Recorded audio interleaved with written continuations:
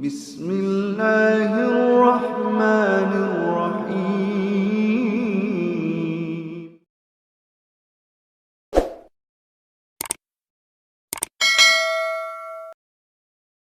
Bismillahirrahmanirrahim.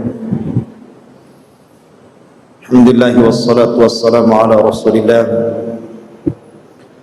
wa ala alihi wa sahbihi wa mawalah.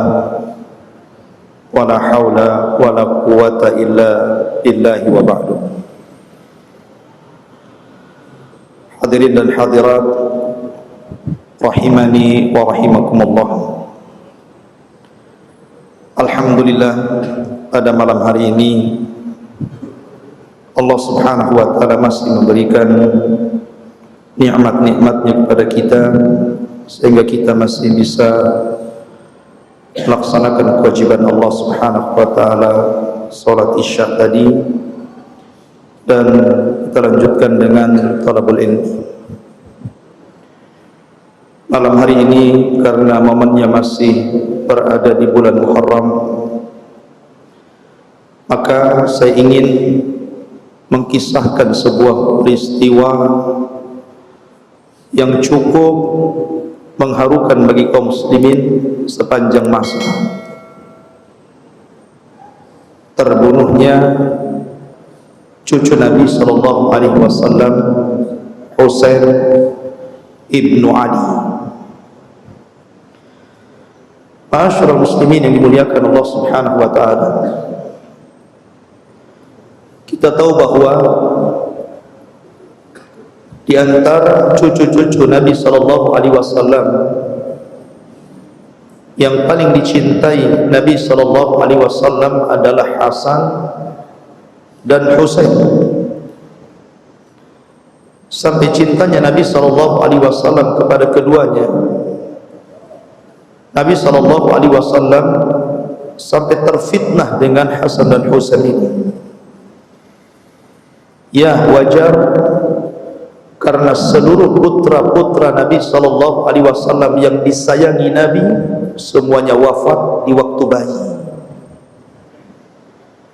Qasim meninggal di waktu bayi.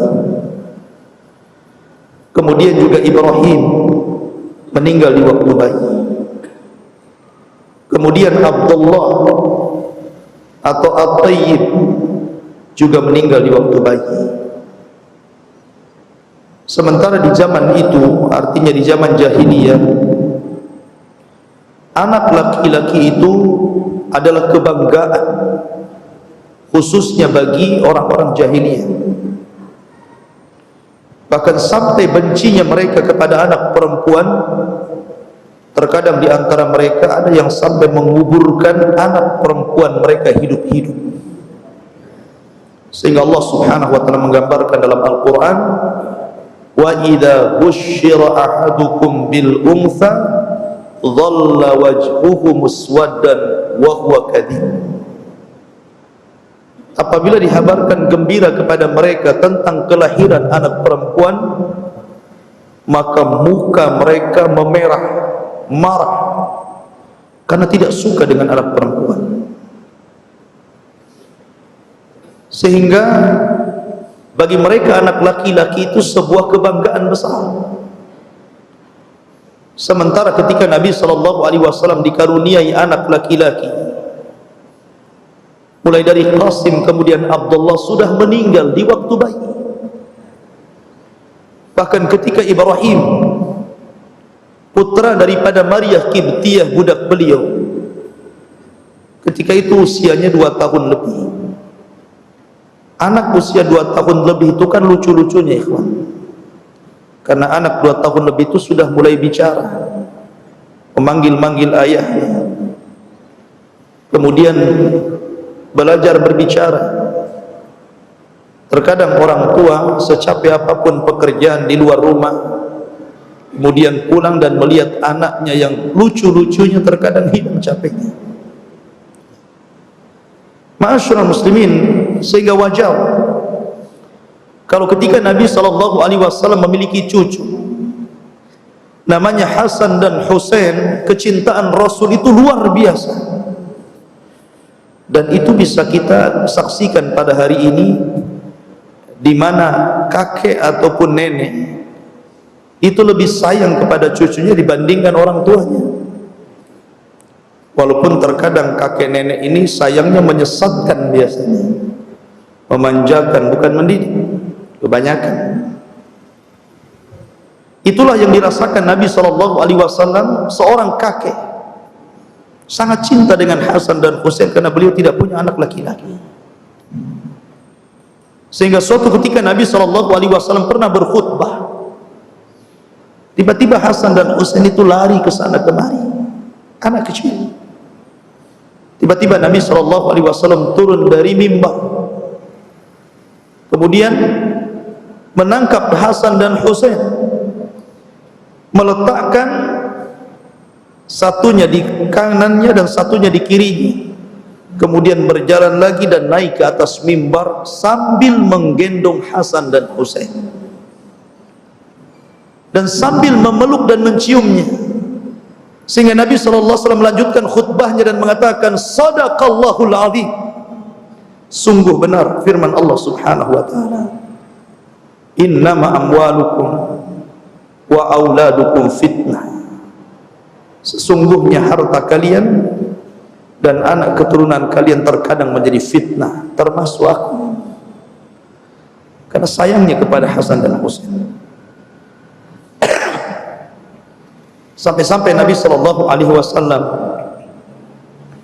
mengatakan kepada Hasan dan Husain di hadapan para sahabatnya, sesungguhnya Hasan dan Husain adalah sayyida syababi ahlil jannah.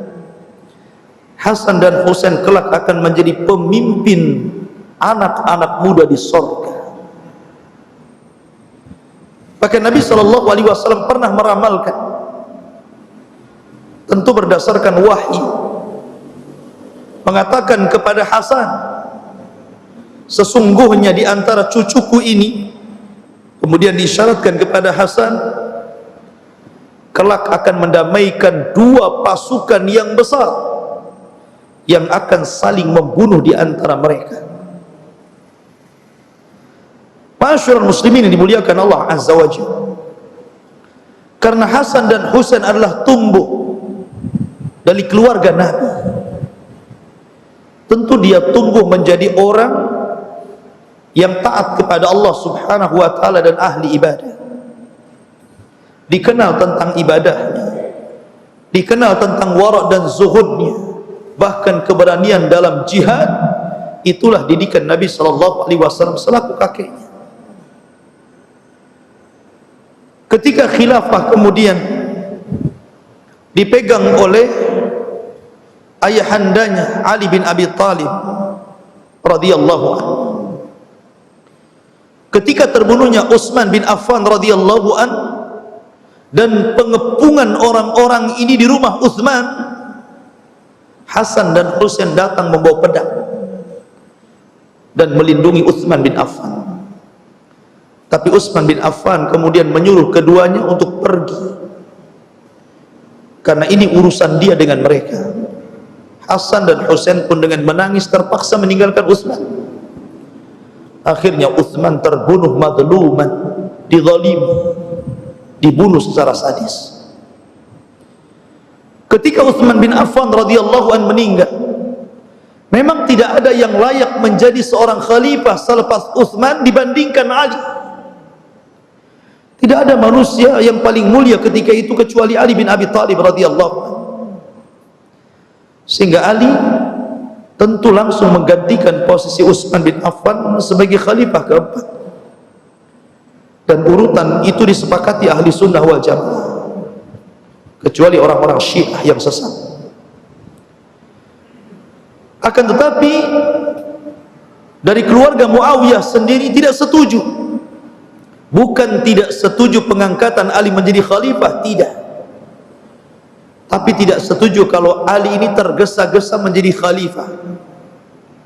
Harusnya Ali itu menangkap seluruh orang-orang yang terlibat dalam pembunuhan Utsman, bukan mengajak manusia berbaiat kepada dirinya. Lah orang yang paling menentang adalah Muawiyah bin Abi Sufyan yang ada di Syam. Kata Muawiyah bin Abi Sufyan, tangkap dulu para pembunuh Utsman itu, baru aku akan berbaiat kepadamu dan mengajak seluruh orang-orang Syam berbaiat kepadamu. Tapi Ali melihat maslahat yang lebih besar, karena di belakang para pembunuh Utsman ini ada kekuatan yang besar, ada kabilah-kabilah yang besar yang bisa saja terjadi perang yang lebih luas dan besar. Sehingga Ali berijtihad demi kemaslahatan kaum muslimin, baiat diriku dulu, kemudian kita kumpulkan kekuatan, baru kemudian kita tangkap para pemberontak yang telah membunuh Utsman itu. Tapi Muawiyah menolak, dia tidak mau, dia tetap berijtihad tangkap. Maka kemudian Ali pun diangkat menjadi khalifah oleh kaum muslimin kecuali penduduk Syam. Mereka tidak mau berbaiat kepada Ali. Dari sinilah kemudian Ali akhirnya ingin mendekati Muawiyah dan penduduk Syam dengan cara apa? Memindahkan ibu kota Madinah ke Kufah, ke Basrah, ke daerah Syam, agar dekat dengan orang-orang Syam, supaya bisa mendekati mereka. Tetapi tujuan Ali radhiyallahu an berbeda dengan kehendak Allah subhanahu wa ta'ala. Justru kemudian Ali malah berselisih dengan Muawiyah yang berakhir dengan perang besar yang sejarah mencatatnya sebagai perang sifil. Banyak korban jatuh di sini dari antara sahabat-sahabat Nabi sallallahu alaihi wasallam. Secara akidah ahli sunnah, tentu Ali berada di atas kebenaran dibandingkan Muawiyah bin Abi Sufyan. Dari mana kita tahu bahwa Ali itu berada di atas kebenaran? Dari sabda Nabi sallallahu alaihi wasallam kepada Ammar ibn Yasir. Ketika Ammar bin Yasir sedang membangun Masjid Nabawi,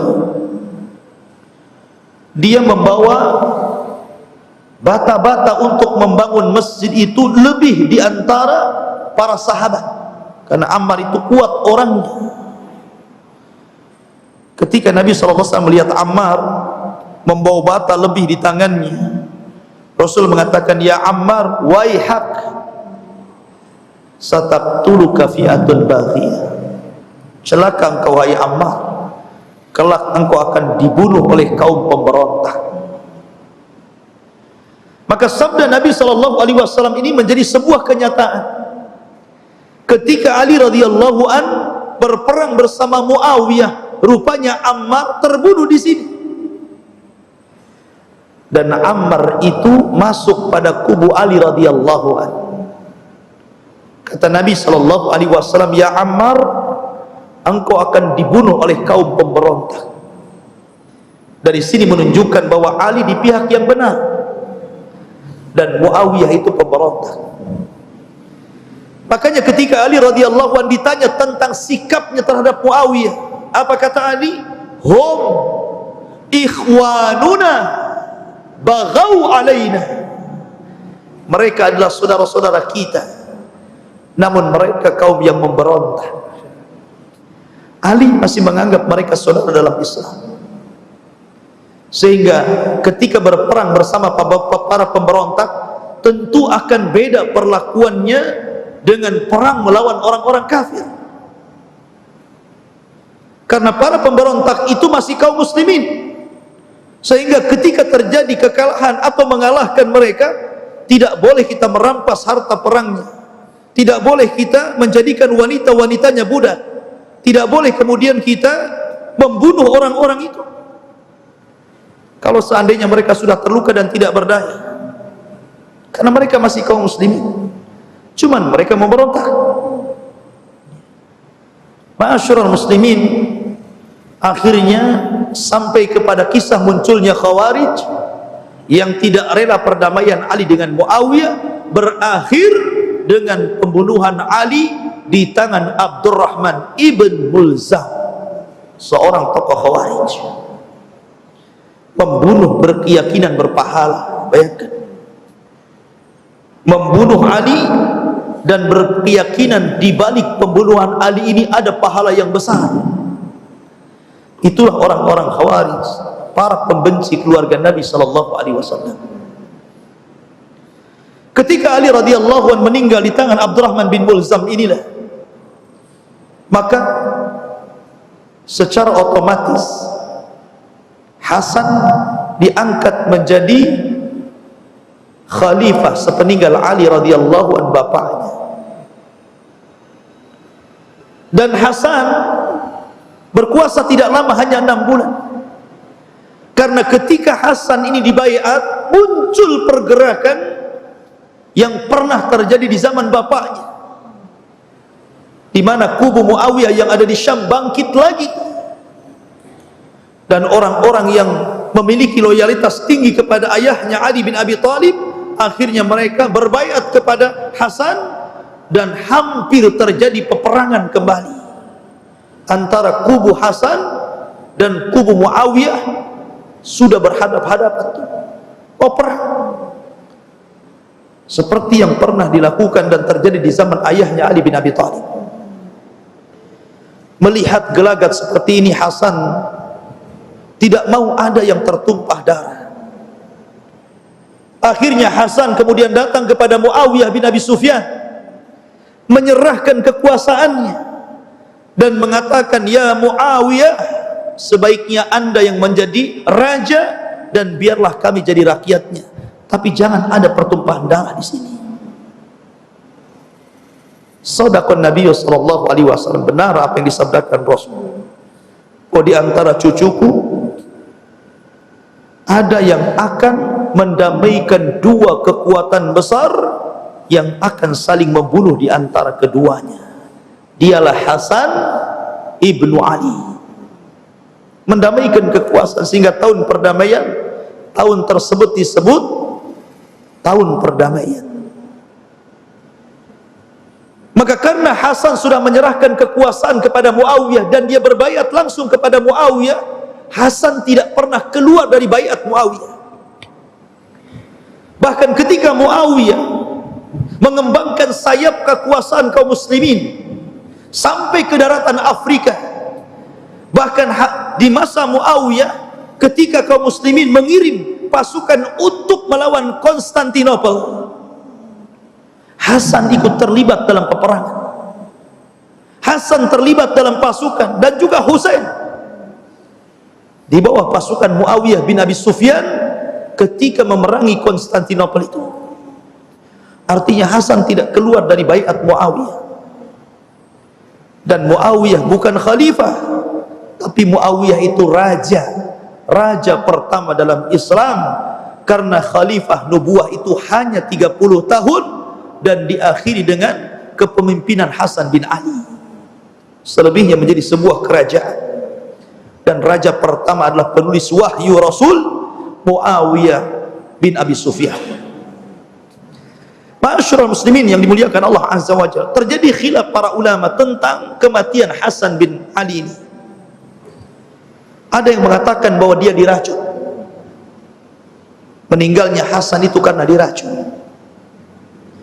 Adapun ada riwayat yang mengatakan bahwa yang meracunnya adalah Ja'dah, seorang wanita yang diiming-imingi oleh Yazid akan dinikahi dengan syarat meracuni Hasan ibnu Ali, kemudian dilakukan oleh wanita itu dan akhirnya Hasan terbunuh. Ini riwayat ini enggak benar. Riwayat ini tidak benar. Tapi riwayat yang sahih tidak diketahui siapa yang menuangkan racun itu.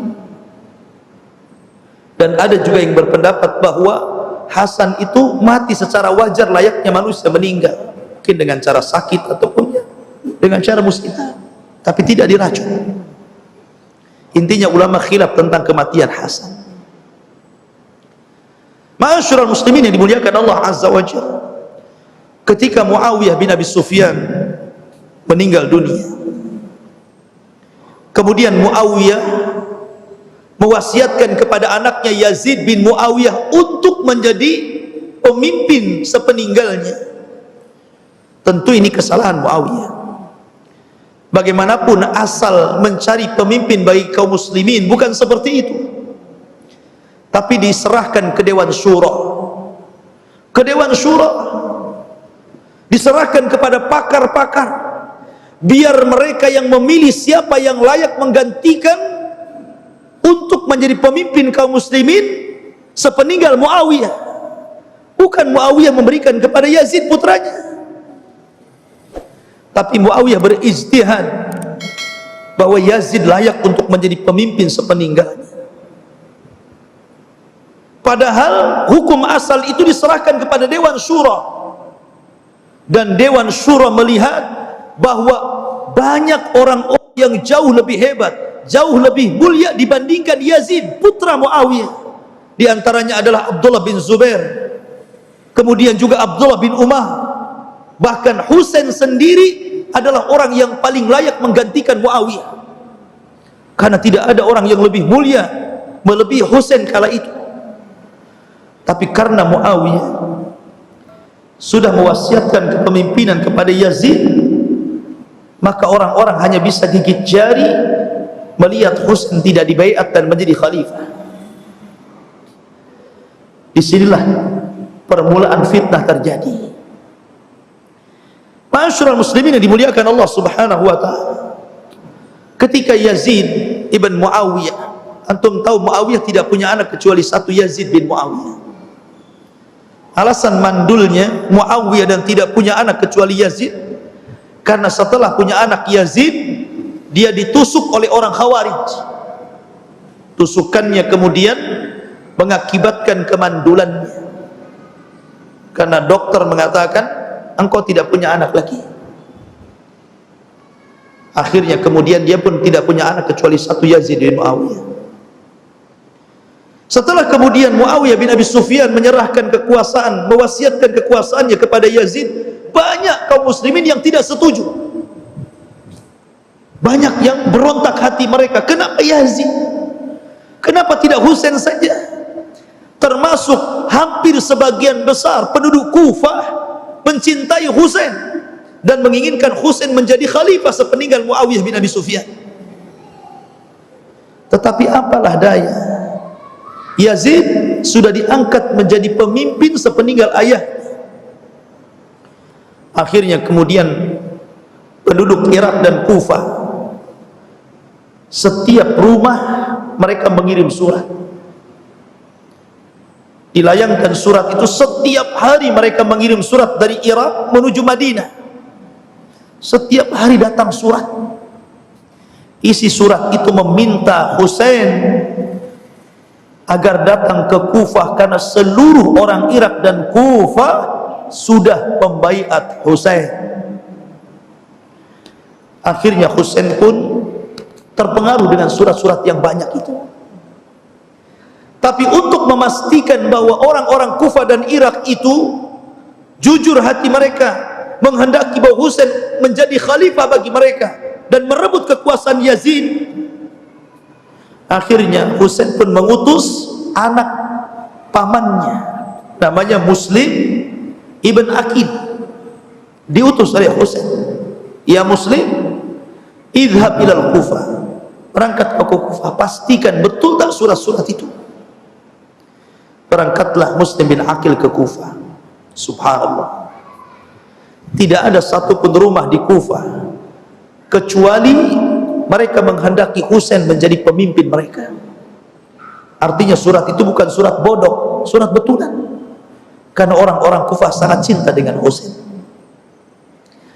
Rupanya Muslim bin Aqil akhirnya karena melihat adanya kepastian di Kufah, dia pun melayangkan surat agar dihantar kepada Husain yang ada di Madinah, agar Husain segera datang menemui orang-orang Kufah dan Irak. Mereka siap membaiat dan merebut kembali tahta yang telah dikuasai Yazid bin Muawiyah. Berangkat Husain itu. Namun sebelum Husain sampai di Kufah, rupanya Yazid bin Muawiyah mendengar gelagat adanya pemberontakan di Kufah itu. Diutuslah orang kepercayaannya, namanya Ubaidillah ibn Ziyad, orang yang zalim, orang yang jahat, orang yang fasik. diutus Ubaidillah ibn Ziyad ini untuk mengawasi Kufah. Berangkat Ubaidillah ibn Ziyad ke Kufah. Rupanya benar bahwa orang-orang Kufah siap berbaiat kepada Husain. Pulanglah kemudian Ubaidillah ibn Ziyad melaporkan kepada Yazid. Akhirnya kemudian Yazid mempercayakan Ubaidillah ibn Ziyad ini untuk melindungi Kufah agar jangan sampai mereka lepas baiatnya dari Yazid, jangan sampai mereka memberontak. Dibawanya pasukan yang besar. Kemudian rupanya di Kufah tiba-tiba Muslim bin Aqil menyemangati orang-orang Kufah untuk melawan. Bangkitlah 4.000 anak-anak muda Kufah dipimpin Muslim bin Aqil hendak melawan tentara Abu Ubaidillah ibn Ziyad, utusan Yazid bin Muawiyah ini. Melihat orang-orang Kufah bangkit, akhirnya mundurlah pasukan Ubaidillah ibn Ziyad ini dan melaporkan kepada Yazid, kemudian bersiasat lain. Yang tadinya Yazid mengirim pasukan, sekarang tidak, mengirim harta yang banyak. Akhirnya harta itu dibagi-bagikan kepada seluruh penduduk Kufah. Tidak ada satupun rumah-rumah di Kufah melainkan mendapatkan harta yang banyak, asal jangan mereka membaiat Husain. Subhanallah. Orang-orang Irak dari dulu itu kaumun ghudur, orang yang suka berkhianat. Awalnya mereka cinta kepada Husain untuk dibaiat dan menjadi khalifah mereka, kemudian menumbangkan kekhilafan Yazid. Sekarang berbalik karena harta. Memang harta itu fitnah yang luar biasa, kata Rasul. Setiap umat itu punya fitnah, dan fitnah umatku ini harta, kata Rasul. Langsung berbalik, dikasih uang. Ya. Kayak perpolitikan di zaman sekarang ya. Ada namanya serangan pajar. Tahu serangan pajar? Sekali diserang, berubah itu dukungan. Ma'asyiral muslimin yang dimuliakan Allah Subhanahu wa taala. Akhirnya dari 4.000 pasukan yang dipimpin Muslim bin Aqil mulai berkurang sampai sisanya 600 orang.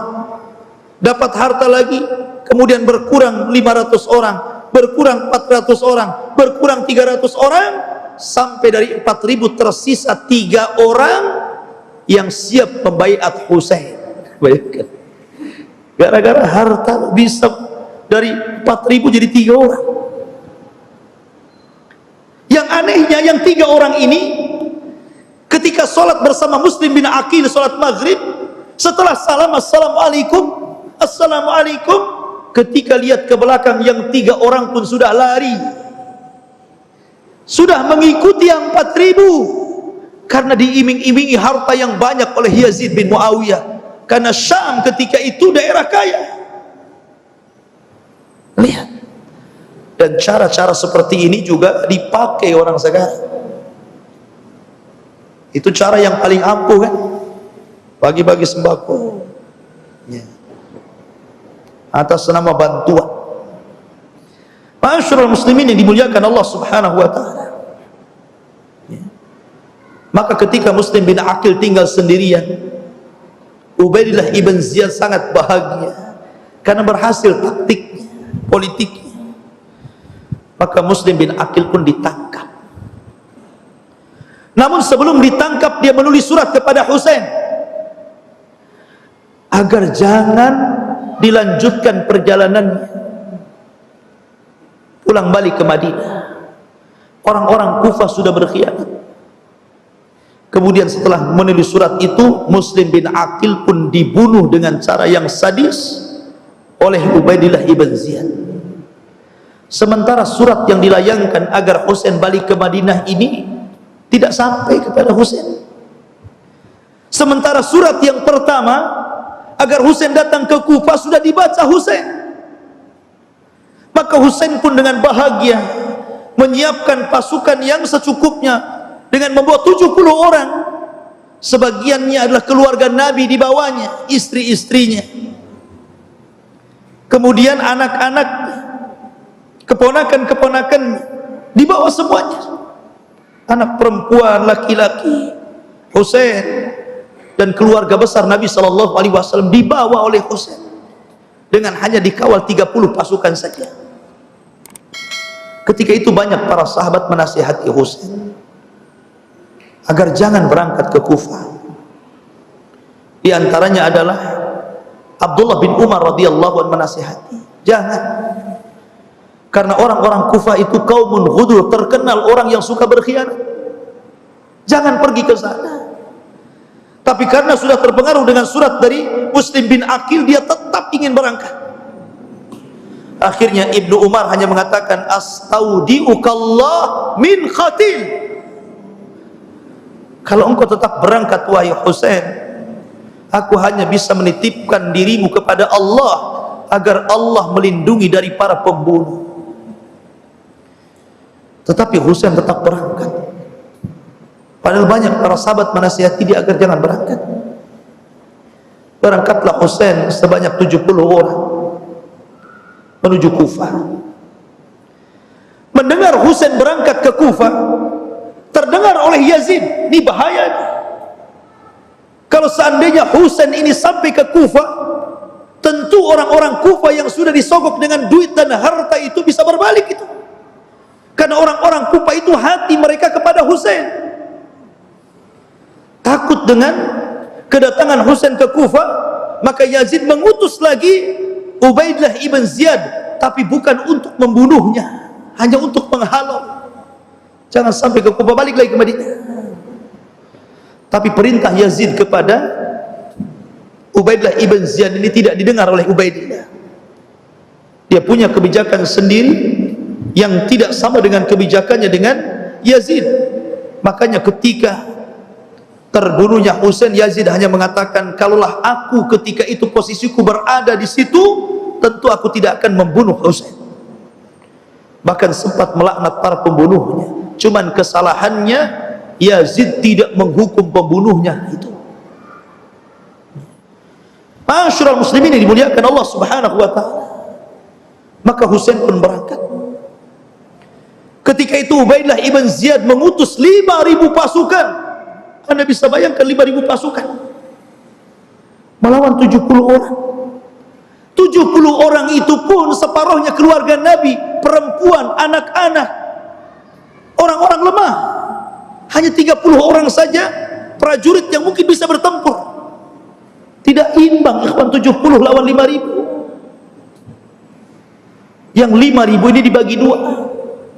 Pertama 1.000 dulu diutus, dipimpin oleh Al-Hur ibn Yazid At-Tamimi. Ketika 1.000 pasukan ini berjumpa dengan Husain yang tadinya hendak menyerang Husain, tapi Hur melihat kemuliaan keluarga Nabi tidak jadi menyerangnya, justru mengatakan kepada Husain untuk kembali ke Madinah, balik lagi kamu, jangan ke Kufah, berusaha melindungi, minimalnya jauhi Kufah, kalaupun tidak pulang ke Madinah. Akhirnya Husain pun berusaha untuk menjauh Kufah. Allah takdirkan yang 4.000 pasukan itu tiba-tiba datang, dipimpin langsung oleh Ubaidillah ibn Ziyad. Ma'asyiral muslimin, maka di hadapan Husain ada 5.000 pasukan. Akhirnya kemudian Husain melihat gelagat yang tidak baik. Dia hanya bicara kepada mereka dengan 3 permintaan saja. Pertama, biarkan aku pulang ke Madinah, atau aku ingin tinggal di Thugur, di perbatasan, biar aku meninggal di situ, atau biar aku datang ke Khalifah Yazid dan akan berunding. Tapi Ubaidillah ibn Ziyad mengatakan, tidak, di tempat ini keputusanlah keputusanku, bukan keputusan orang lain. Maka Yazid berusaha untuk membujuk Husain tunduk kepada Yazid, untuk membaiat Yazid, karena tahu Husain tidak mau membaiat Yazid. Tapi Husain menolaknya. Dari sinilah karena Husain menolak, dipaksa untuk berbaiat, Tiba-tiba seseorang yang namanya Syamr ibn Di Jawsan, seorang fasyik, orang yang jelek, tiba-tiba dia menyerang pasukan Husain. Padahal ketika itu Husain meminta satu malam untuk memikirkan apa yang dikehendaki oleh Ubaidah agar berbaiat kepada Yazid. Di malam tanggal 9 Muharram itu, seluruh keluarga Nabi SAW berada di tenda, dikepung oleh pasukan. Husain hanya bisa tawakal kepada Allah Azza wa Jalla. Dia pun menghabiskan semua malamnya untuk tahajud. Dan seluruh keluarga Nabi yang ada di tenda pun menghabiskan malam-malamnya untuk tahajud dan berdoa kepada Allah Subhanahu wa Ta'ala. Tepat pada tanggal 10 Muharram, tiba-tiba mereka diserbu. Tidak ada satupun jiwa kecuali mati. Dan semuanya keluarga Nabi sallallahu alaihi wasallam.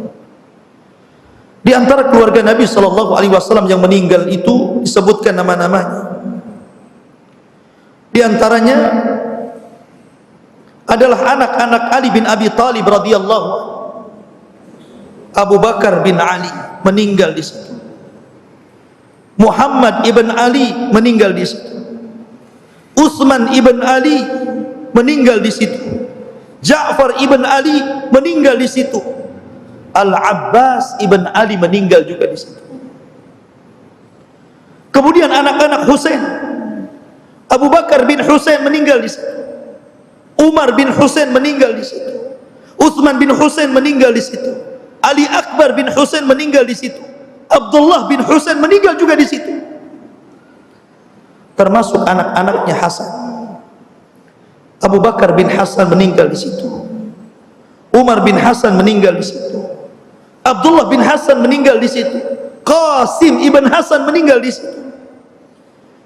Kemudian anak-anak daripada Uqail, Ja'far bin Uqail meninggal di situ. Kemudian Abdullah ibn Uqail, Abdurrahman ibn Uqail, Abdullah ibn Muslim ibn Uqail, semua keluarga Uqail meninggal di situ. Keluarga Uqail keluarga Nabi. Termasuk anak-anak Abdullah bin Ja'far, Aun dan Muhammad.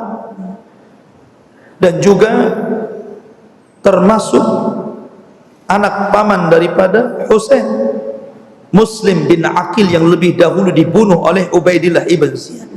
Berapa itu keluarga Nabi meninggal di situ? Istri-istri dan anak-anak keluarga Nabi semua meninggal di Karbala. Ketika Husain bin Ali sampai di negeri itu, bertanya kepada orang, ini negeri apa namanya?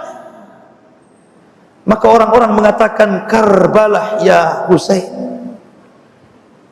Maka orang-orang mengatakan, maka di sini akan terjadi karbun wabala.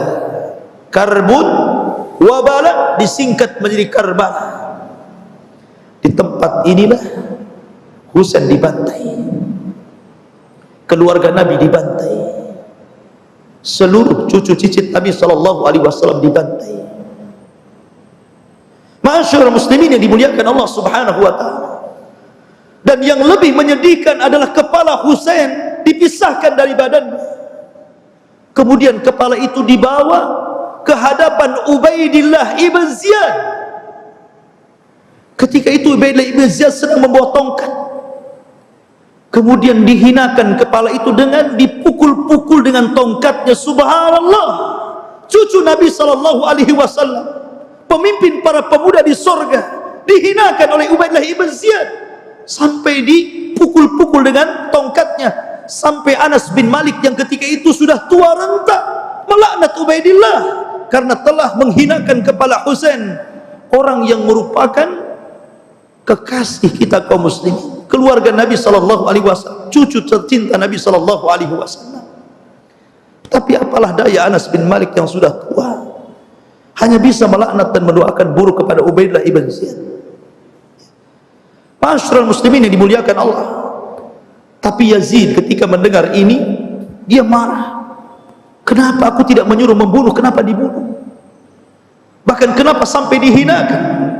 Sehingga dia mengatakan, kalau aku berada di posisi dia, aku tidak akan bunuh dia.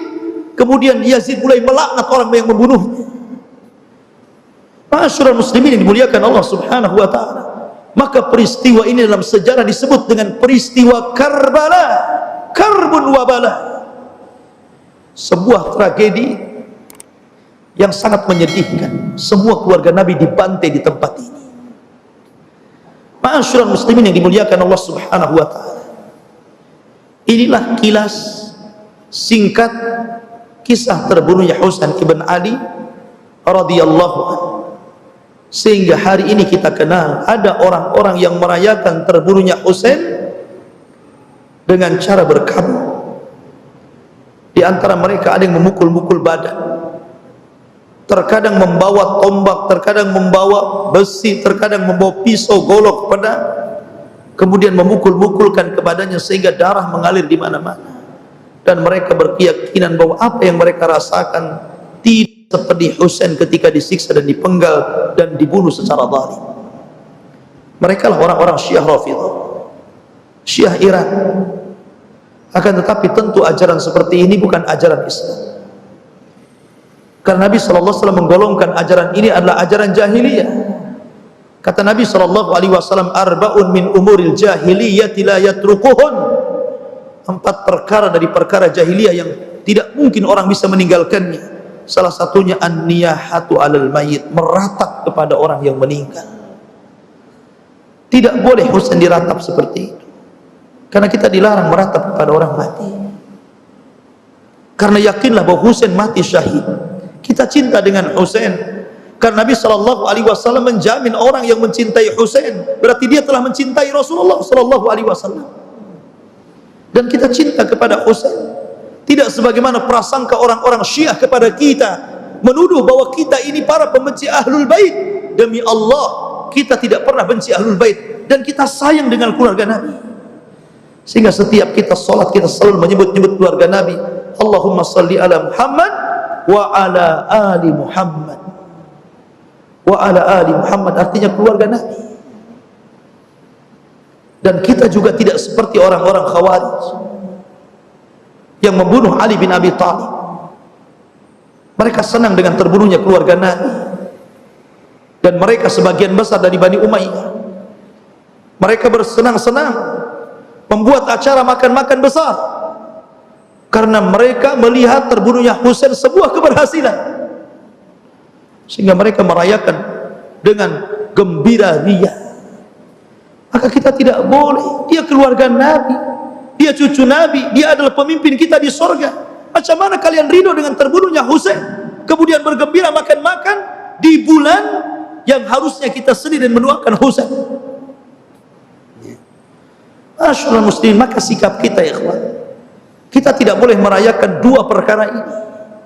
Baik ikut Syiah Rafidhah yang merayakan dengan cara berkabung, memukul-mukul sampai berdarah-darah, ataupun seperti orang-orang Nawasib dan Khawarij yang mereka justru makan-makan bergembira ria dengan terbunuhnya keluarga Nabi SAW.